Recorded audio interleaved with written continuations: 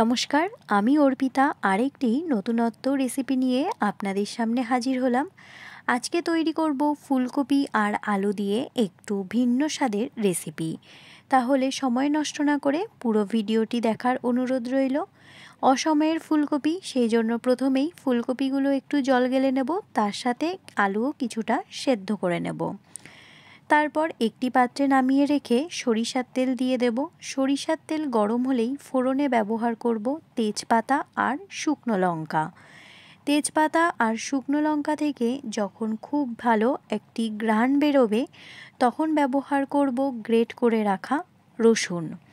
আজকে ফুলকপি দিয়ে ভিন্ন স্বাদের একটি নতুনত্ব রেসিপি আমি আপনাদের সাথে শেয়ার করছি।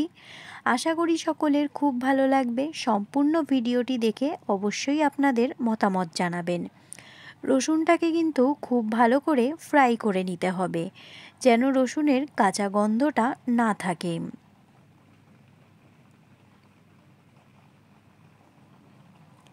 অসমের ফুলকপি বলে আমি একটু ফুলকপির ভাপ গেলে নিয়েছি। আপনারা চাইলে ফুলকপিগুলোকে জলে সেদ্ধ নাও করতে পারেন, কিন্তু যেহেতু এই সময় ফুলকপিতে জলে সেদ্ধ না করলে একটু বাজে গন্ধ বেরোয়, সেজন্য জলে সেদ্ধ করে নেবেন। তারপর ব্যবহার করেছি, দেখতেই পাচ্ছেন, গ্রেট করে রাখা আদা।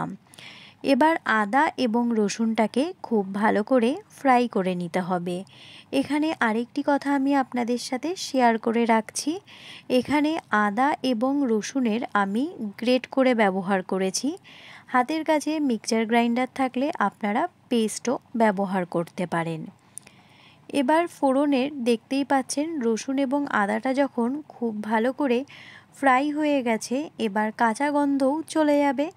পরবর্তী উপকরণ ব্যবহার করব কুচি করে রাখা পেঁয়াজ। এখানে পেঁয়াজটা কিন্তু পরিমাণে অন্যান্য উপকরণের থেকে একটু বেশি দিতে হবে, স্বাদটা অনেকটাই বেশি মাত্রায় আসবে। ফুলকপি আলুর এই রকম ভিন্ন স্বাদের এই রেসিপিটি আপনারা তৈরি করে দেখবেন, আশা করি সকলের খুব ভালো লাগবে। দুপুরে গরম ভাতের সাথে ফুলকপির এরকম রসা থাকলে বেশ ভালো লাগবে। কিন্তু পেঁয়াজটাকে এবার বেশ ভালো করে কিছুক্ষণ ফ্রাই করে নেব। ব্যবহার করব উল্টো সাইডে, দেখুন, কিছু গুঁড়ো মশলা নিয়েছি। খুব বেসিক গুঁড়ো মশলা: লবণ, হলুদ গুঁড়ো, জিরের গুঁড়ো, ধনের গুঁড়ো আর লঙ্কার গুঁড়ো। গুঁড়ো মশলা দিয়ে পেঁয়াজটাকে বেশ ভালো করে এবার ফ্রাই করে নিতে হবে। এই পর্যায় পর্যন্ত যে সকল বন্ধুরা আমার ভিডিওটি কন্টিনিউ করছেন কিন্তু একটি লাইক দিতে ভুলে গেছেন, প্লিজ একটি লাইক দিয়ে ভিডিওটি কন্টিনিউ করবেন।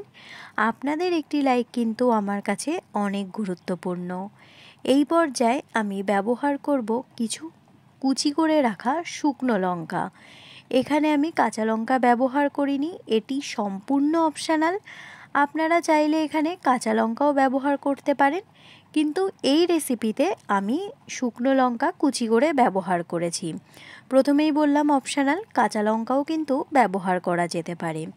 এবার ব্যবহার করব একটু, দেখছেন, বেশ কুচিও নয় আবার বেশ বড়ও নয়, এরকমভাবে টমেটোগুলো কেটে ব্যবহার করবেন। তাহলে টমেটোটা কিন্তু পুরো রেসিপি যখন তৈরি হয়ে যাবে তখন মিক্সড হয়ে যাবে, টক ঝাল একটা খুব সুন্দর ফ্লেভারও আসবে, খেতেও বেশ ভাল লাগবে। মশলাটা সামান্য একটু জল দিয়ে এবার কষিয়ে নেব। জলটা এই কারণেই ব্যবহার করেছি যেন নিচে না লেগে যায়, তাহলে একটা পোড়া গন্ধ বেরোবে, সেই কারণে। ভিডিওর মাধ্যমে আপনারা দেখতেই পাচ্ছেন খুব বেশি কিন্তু জল এখানে আমি ব্যবহার করিনি। সামান্য জল ব্যবহার করে মশলাটাকে খুব ভালো করে কষিয়ে নিতে হবে। দেখতে পাচ্ছেন ভালো করে ফুটে উঠেছে এবং ওপরেও কিন্তু তেল ভেসে উঠেছে। এবার ব্যবহার করব সেদ্ধ করে রাখা ফুলকপি এবং আলুগুলোকে। মশলার সাথে ফুলকপি এবং আলুগুলোকে বেশ ভালো করে এবার মিক্সড করে নেওয়ার পালা।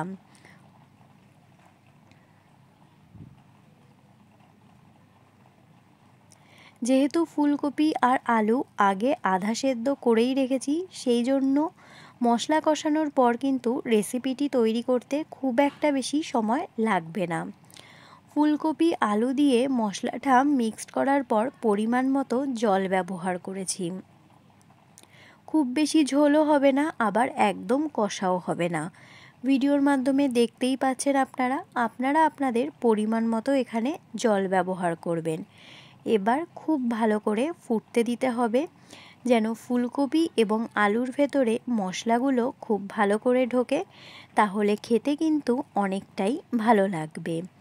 আপনারা যারা নতুন বন্ধু আছেন তারা অবশ্যই কিন্তু কমেন্টের মাধ্যমে জানাবেন আমার রেসিপি ভিডিওগুলো আপনাদের কেমন লাগছে। আমার পরিবারে যুক্ত হওয়ার জন্য নতুন বন্ধুদের অসংখ্য ধন্যবাদ। পুরনো বন্ধুদের অনেক অনেক ভালোবাসা। আপনাদের সহযোগিতা, আপনাদের আশীর্বাদ ছাড়া আমার পথ চলা কিন্তু কখনোই সম্ভব নয়। এবার একটু ভিডিওতে যাওয়া যাক। আপনাদের সাথে কথা বলতে বলতে দেখতেই পাচ্ছেন ঝোলটা কিন্তু বেশ ভালো করে ফুটে উঠেছে, রঙটাও কিন্তু বেশ ভালো এসেছে, সেটা কিন্তু আপনারা ভিডিওর মাধ্যমে দেখতেই পাচ্ছেন। বেশ ভালো করে ফুটিয়ে নিলে মশলাটা অনেকটা ভালো করে ফুলকপি আলুর মধ্যে ঢুকবে, খেতে অনেকটাই ভালো লাগবে।